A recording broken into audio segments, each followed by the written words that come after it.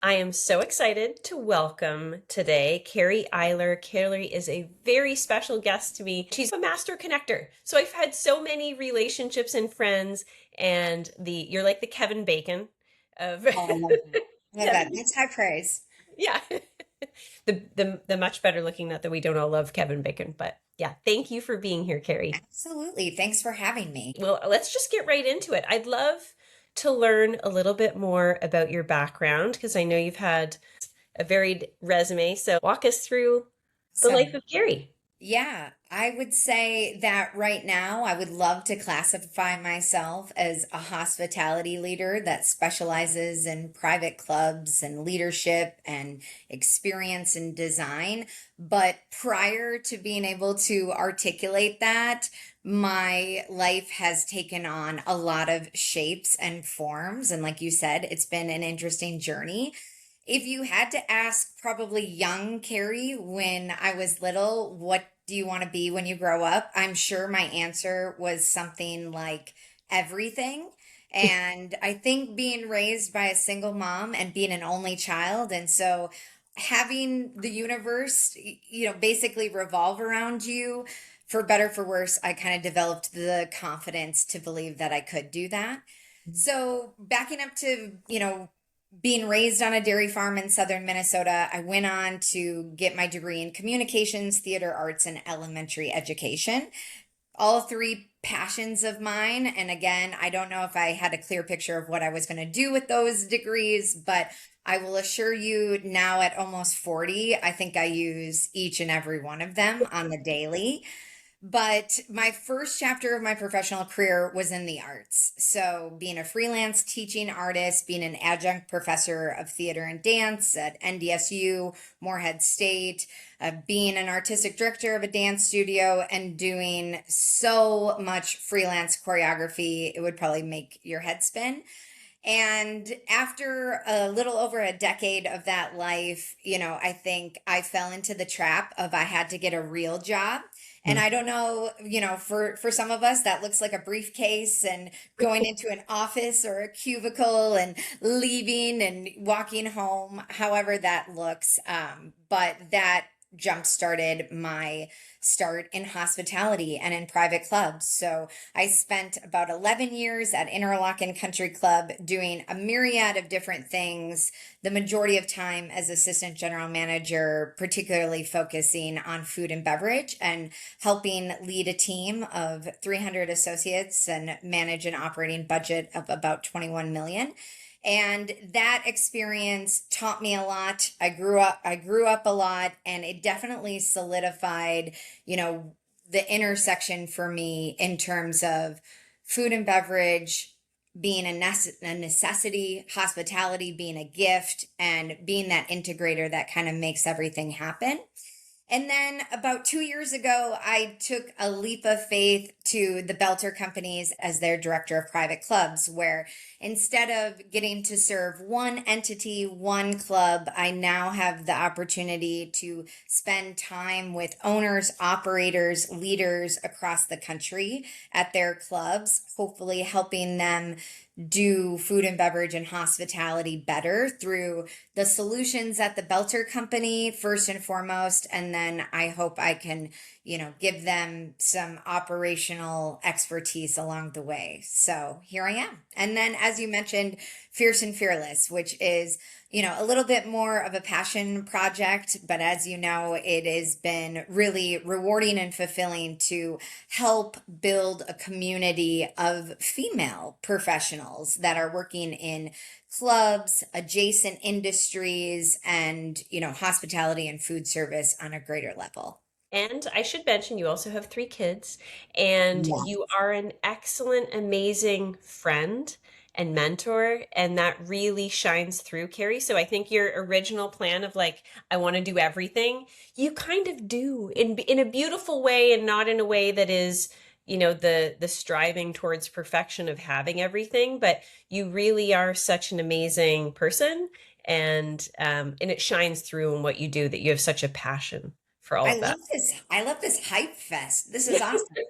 Thank It you. Well, I think you learn like whatever industry you learn, and I've obviously like people centric spaces like what you do, and certainly in hospitality, you very quickly realize that if you want to have a positive impact and an influence, you have to really understand people.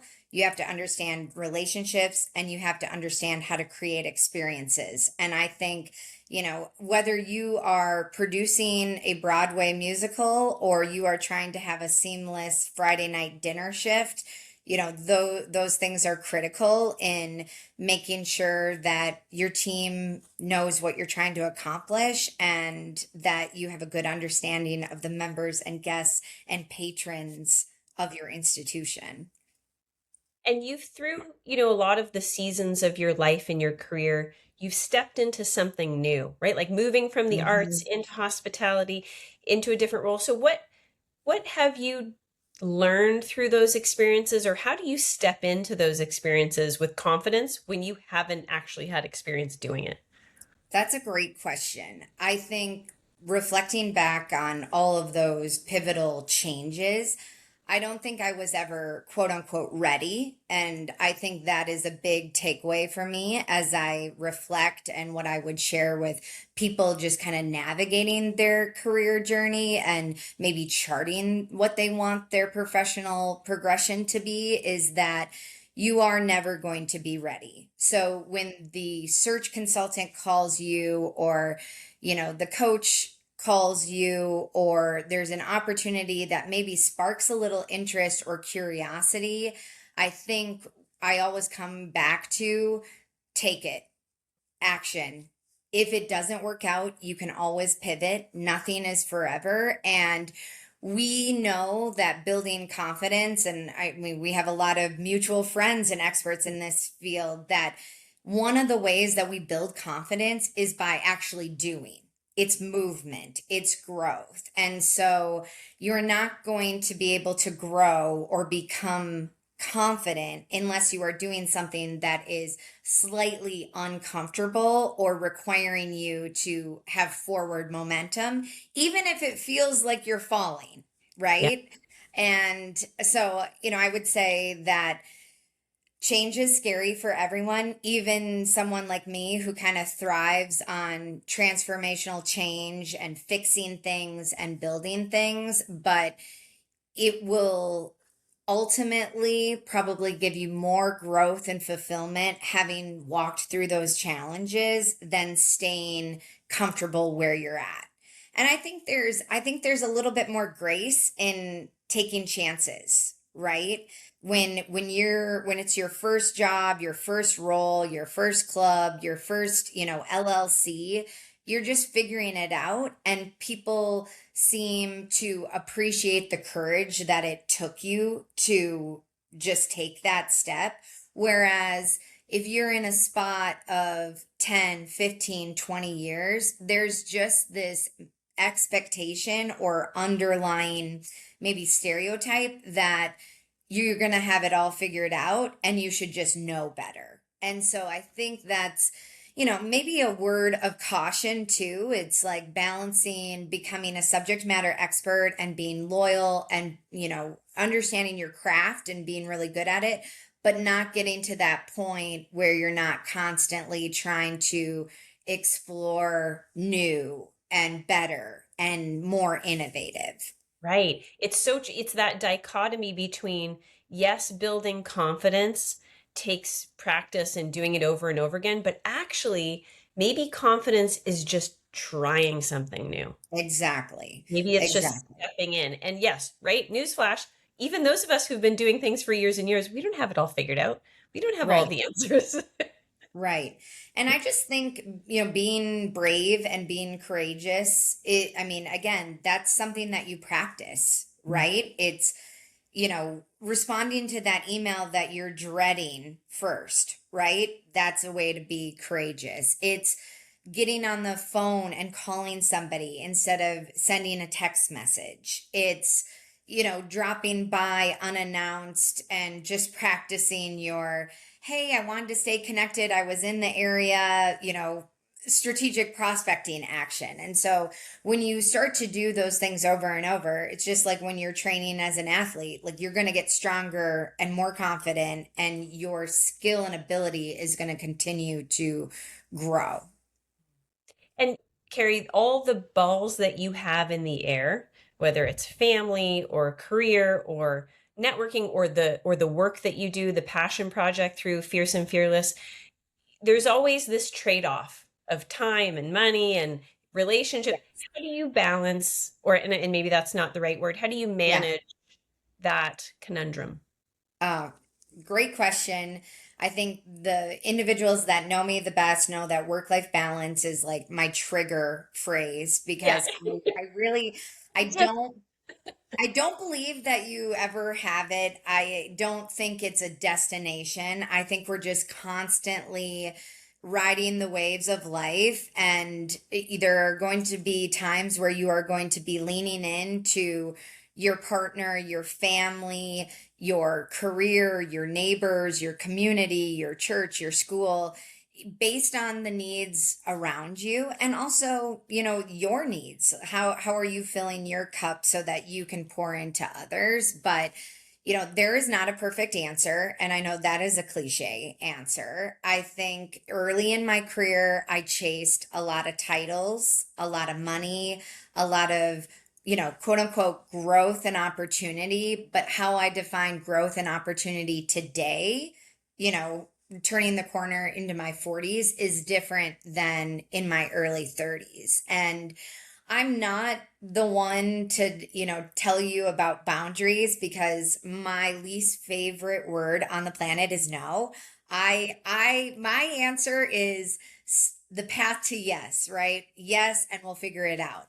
But I think I have learned, more, and I'm continuing to kind of work that muscle of, when you're saying yes to one thing, you are saying no to something else, and trying to just weigh, and I hate to use corporate jargon, but weigh the ROI on that yes, that opportunity versus what it's going to cost you. And so, instead of chasing and hunting, I think that idea of upward mobility and progression, and again, all of those things that we kind of just get on that hedonic treadmill and go more, more, more, more, more, more. Now I'm really focused on planting. So some people are hunters, some people are farmers. I think I hunted for a long time and am still pretty good at it, but now I'm really focused on, what things can I plant today that I can harvest in Mm. 5, 10, 15, 20 years. And I think it's as basic as, what do you want retirement to look like? Because it's going to creep up on you. And, do you want to have the ability to say, you know what? I'm going to step away from my work and pursue some other things. Or is there something that has been a hobby or a passion that maybe it can become a little bit more, creating a community around it? Maybe there's a business that is tied to it, something like that. But planting seeds for your future so that you have freedom and flexibility and just options for when life happens. I want to go back to something that you said, which is so common in hospitality, Carrie, Yeah. is saying yes. The member is always right. We need to, and we, of course, we want to get to a solution. We want to meet their needs. Sometimes, though, especially as women, but men too, we can find that always yes can lead to burnout. And maybe, I don't know if that's another trigger word for you, Yeah. but what advice do Totally. you have to someone who's trying to build their career, plant seeds, say yes, and not get to the point where they're losing themselves in the process, or Mm. flirting with burnout? Yes, totally. Burnout is another trigger word for me, but probably because at some points in my life I have been burnt out. And now I'm learning that before you start to get crispy around the edges, this is why you plant seeds for the future, so that, you can continue to be your best like every step. But I think you can still have a really people first attitude, a really yes and attitude without it coming at the sacrifice of yourself. And one thing that I would encourage individuals to think about is, who are they saying yes to? Because networks should create value. The people that you are surrounding yourself with should create value. They should be the ones that are contributing in some way to you personally and professionally. And so being discerning in a hospitality setting of, there are probably members, for example, that it is advantageous to say yes to because they, for example, are super well connected. They have a positive outlook on the leadership and the trajectory of the club. Community members look up to them and organically seek their opinion when creating their own opinion. And so, for example, when I put my politics hat on in private clubs, it's like that would be someone that it might be worth coloring outside the lines for or saying yes to, because they are going to be your cheerleader, your advocate when you're not in the room. And that's what we need in our life, personally and professionally. So I would say those are the type of yeses that have a return on investment and will keep going. I think when you're talking about, I'll just use Mrs. Smith, Karen Smith, for example, she's a tough one. Finding a way to still appease, but maybe not bend over and sacrifice the team to do something. And because whether or not you do it for her, for example, she's probably not going to be an advocate for you. And so being discerning on the yeses that you give out. So I would say that's really important. And we know that there are people, everyone brings energy to situations, communities, organizations. And so pouring yeses into energies that are going to amplify and be positive versus pouring yeses into naysayers and negativity. So that would be one piece. And I think doing the homework ahead of time with clear governance, house rules, defining what your organization is, clubs or otherwise, of what you are and what you aren't, helps reduce the number of asks, which in turn should reduce the number of yeses or nos. It's like, if it's clearly defined and if you're satisfying your members, guests, patrons, typically you can start working at a faster pace versus being everything to everyone and existing in the gray. People are going to ask a lot more questions because they don't really know what they can get or what they can't get. And so there's obviously some people intelligence, some emotional intelligence, and just read the room, read the situation. There's also some politicking that happens wherever you are in life. So just understand the dynamic. And there's also a really strong call out that whatever your organization is, be a good one and be a clear one. And so defining what you do, how you do it, and why you do it is a really basic framework that can just help people maybe think for a millisecond before Right. they make an It's ask. a line. I Mhm. love that idea, Carrie, as an organization or as a team, defining what you're trying to accomplish and your goals and help as you make a decision. Does that align with that? Does that yes align with that? But Totally. even as yourself, am I saying yes to me? Or am I saying yes to serve someone else that doesn't serve that purpose? And it's not selfish. There's No. a great phrase, the most selfless person is the most selfish. So actually to be completely selfless is to be selfish. When we are working towards our own goals or organization, it's actually in the best interest of everyone around us. I couldn't agree more. And where this question started was the idea of burnout. And I really believe that burnout, it is a byproduct of what you just spoke to. It's because we are not taking care of ourselves in the way that we need to, so that we can better serve our teams, our leaders, our customers, our clients. And so it feels really counterintuitive, and especially I think for women, because you're constantly making sure people are fed and clothed and do you feel good about life, and you're just taking care of so many people in your ethos. But the first thing that you have to do is make sure that you are intact, because Yes. you really can't do any of those things. And you're not being, again, counterintuitive, but you are not demonstrating or being that model of taking care of yourself if you're not. So you can't on one hand tell your team, your friends, your anybody in your circle, hey, you really got to take care of yourself and all this stuff, when you yourself aren't doing it. Yeah. So just with anything, walking the talk. Totally. I never get burnt out on eating lunch because Yeah, I love me either. I it. know. I Lunch never. is my favorite meals. But we do get, you're right, we get burnt out when we're doing things Mhm. that we don't want to do or that, Yeah. are for the wrong purpose or reason. So, I also think that in the spirit of thinking about what's next, planting seeds for your future self, maybe psyching yourself up for that big change.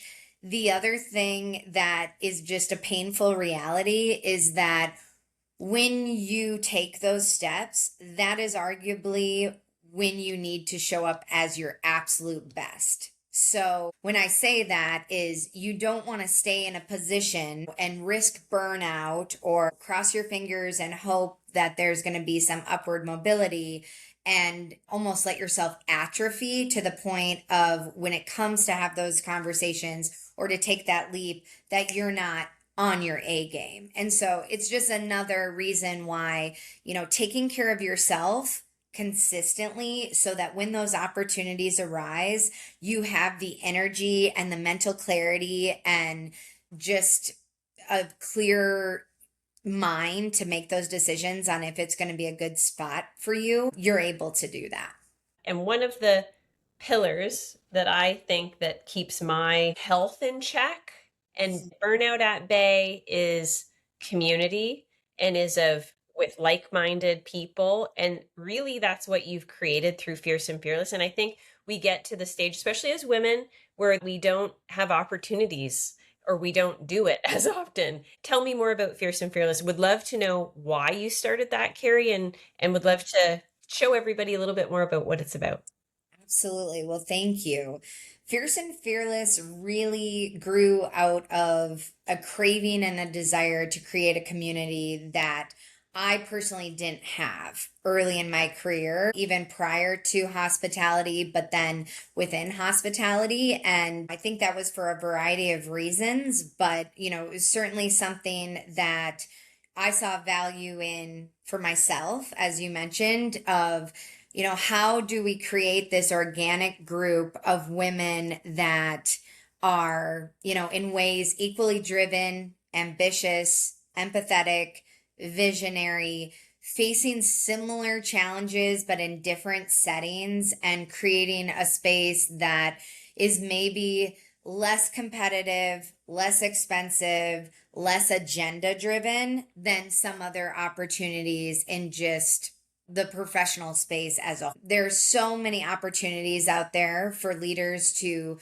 cultivate their network, learn new skills, get great takeaways for their team and their organizations. But what Fierce and Fearless does is makes it a little bit more authentic and real, a little bit more gritty in terms of practical tools. I think, we can really talk about the fluff all day long. And people in hospitality, I mean, hello, we have unreasonable hospitality tattooed on our arms. Like, I mean, we can get so fluffy so fast, but actually leaving people with real takeaways that they can go back and implement in their professional life, in their personal life, all to do the things that we're talking about: pour into themselves, strengthen their skill set, make them more self-aware, help them be more communicative and articulate so that they can develop stronger relationships with their teams, with their loved ones, with their customers, clients, members, guests, patrons. And so that's what we really try to do. It is unique. We try to keep it really accessible from both a commitment of time and money. And so we're very grateful to have such a generous community of professionals like yourself that contribute your expertise and time to the space. But what I love about it is people can come in on a Sunday and they can leave on a Monday night, and they're not going to be overrun when they return back to reality. I think it's a really nice balance. The roots obviously started in the private club industry with a lot of good things that were already started by other industry peers, colleagues, and associations. But we have really taken that, continued to make sure that that anchors us, but pull in luxury community management, senior living, hotels, independent restaurants, industry partners of all these things, because I think it's very easy to get comfortable and just more narrow-minded than we would like when we just stay in our own just niche little world. And so it's also about creating a network that in a really comfortable, safe way, maybe helps people explore what else is out there and how you can take your skills and experience and expertise and translate them to different roles, responsibilities, and organizations. Because I think we're just all byproducts of how we were raised and the society around us. So sometimes we just kind of get on that ladder and think, well, this is the next step, and this is the next step, and this is the next step. And we don't always have those really honest conversations with ourselves of, there are more things not working here than working. And so again, what seeds have I planted that I can maybe explore that are going to better fulfill me, sustain me, and put my skills to a good use? What do you hope that women take away from leaving Fierce and Fearless? First and foremost, my hope for everyone is empowerment, because I want people to have the opportunity to be poured into, even if it's for 24 hours, that they are worthy individuals, that they bring tremendous value to the spaces that they're in, professionally and personally. Help them reaffirm that their professional career, even though it drives them and fuels them, you can still be ambitious and driven, but that doesn't necessarily have to become your identity, and that they have more skills to accomplish the things that they want to do. And whether that's on the communication side, executive presence, just any sort of those persuasive skills that just help us in all arenas, casting the vision and getting people on board. So hopefully you can do cool things with cool people. A lot of women, especially, will step into a new role or walk into a room and not feel like they belong. Carrie, what advice do you have for them? Just do it. I mean, Nike probably had it right with that slogan, but I think trying to speak nicely to yourself and trust yourself, and what happens in those boardrooms, what happens in those meetings, in those presentations, we care a lot about it. We're taking that home. That's weighing heavily on us. But I think one thing I've learned is no one cares. It just doesn't matter. And I think everyone, for the most part, is doing their best. Everyone is faking it. Social media has proven that. My kids eat Uncrustables for dinner, and my minivan looks like a homeless shelter. We're all just doing the best we can with what we have. And so putting a little less pressure on ourselves and trusting the process. It's no matter what happens in your work journey, in your career journey, none of it is wasted. The dots will all connect eventually, and that's why you just have to trust the process, because whether it's a mistake or something funny or biggest lesson learned, you are going to be able to reflect on that someday. Some things take longer than others, and realize, what it taught you, and hopefully be able to pay that forward for somebody in your network to learn from as well.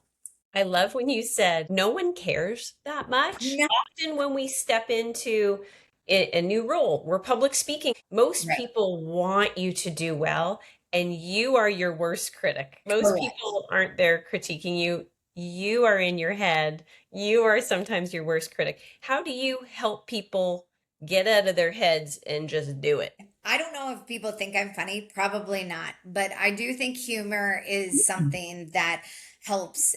It's just being real. Hospitality is a space that just by nature, theater's the same way. So like, believe me, I can get as canned as you want me to. But it is a space where, because we're always trying to put on a show and the best foot forward and stuff, it can really get disingenuine really fast. It can get really fake. It can get really canned. I think just being a little bit more real, a little bit more authentic, I think more than ever, people crave that. And so your ability to be real and authentic and to just see things for what they are, I think actually makes you able to connect with people faster and further and deeper, because we don't need more just surface level conversations and relationships, especially for those of us that want to do more. So we want more meaningful relationships. We want a stronger network, not necessarily bigger, but deeper. I would just say, don't take anything too seriously. No one really cares, and no one is thinking, no one is like, oh my gosh, I can't believe they posted that. And be authentic, be yourself, because that's who you were created to be. And no one else is going to be like that. So you might as well lean in and be the best one possible. Yeah, and it shines through. I love the connection that I'm seeing between your theater background and hospitality is just as a good actor needs to connect with the Mm. feeling and the character that comes out in their performance. Same in hospitality when you are providing an excellent experience for someone and it comes from a real authentic place of wanting to help or support or whatever your why is, it makes it so real and deeper and more of a connection than the surface act that we put on. So I can Yeah. now see the thread of all of your careers Yes. and how Yes. they We're connect. we're connecting all the dots. Awesome. So I have a few last lightning round Yeah. questions for you, Carrie. First thing that comes to mind, what is your favorite leadership quote? Oh, great question. There are so many. I have probably a gazillion screenshots on my phone, but I think the one that I'm gravitating to most these days is the previous CEO of PepsiCo. I believe her name is Indra New. I'm going to butcher her last name. Yes. Yes, she is so good, and I just never get sick of watching videos of her. But she has a quote about, there is nothing like a concrete plan, a life plan to weigh you down. And I think that is just a good reminder that you can have everything planned and mapped out, but the reality is life is just going to happen professionally and personally. And so opportunities are going to pop up when they're not scheduled. Challenges are going to pop up when there's not a calendar invite for them. And so not getting too tied into that favorite interview question of, where do you see yourself in 5 years? I absolutely don't know. I can't wait to see. There's nothing like a concrete plan to weigh you down. Love it. What is a podcast, a book, a TV show, a resource that's got you really inspired right now or that you're into? Oh, actually, I have it with me. This book is really good. It's called Clock In by Emily Durham. I actually started following her on Instagram, and then she published a book. It's especially, I think, really good for probably a generation younger than me. So thinking about those mid 20s to mid 30s professionals, but it's a very refreshing, relevant take on career advice. She talks about how you need to be aware of your company and organizations love bombing you. That whole idea of family versus team and not letting your identity morph into the company logo. All those things. She talks a little bit about Franken jobs, the job descriptions and the titles that it's like, what do you do? And it just kind of keeps morphing and morphing and morphing, and being a professional advocate for yourself of yes and no why. And so just really, really refreshing advice that is not sugar coated and is really applicable for, I think, people in kind of that entry level to mid level to even like director level spot. What advice, Carrie, if we were to talk to the younger Carrie, Oh what gosh. advice would you give her? She's a trip. Younger Carrie.